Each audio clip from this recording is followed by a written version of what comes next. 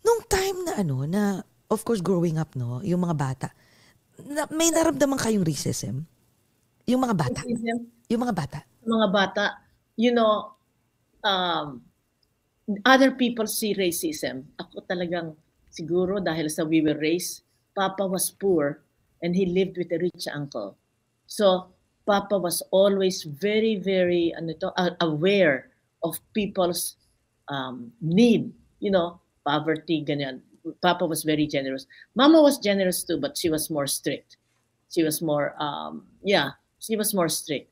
So nakita ko, I mean, we were growing up, there was never really any description, yung mga ganito, pobre yan. I never heard that. Yung mga ganito, pangit yan. Yung mga ganito, you know, there was never anything like that. So when I was an adult, I was not conscious of racism. I mean, I was not conscious na, wag kang sasama. You know, I really believe everybody is equal in the eyes of God.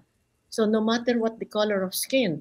So sa aking mga anak, I don't consider, you know, I don't see really talaga, I don't see color. Oh. In fact, when my daughter was on television and dancing in a, you know, somebody commented, oh, that black girl dances well.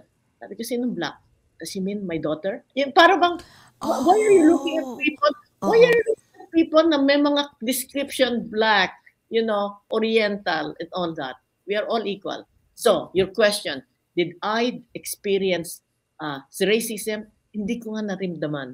Siguro nararamdaman ng ibang tao na magkasama kami, I am Asian, my husband is black, but really, it's going over my head. But the one time that I got somebody said, you little chink. Chink! Gulat ako. Ha?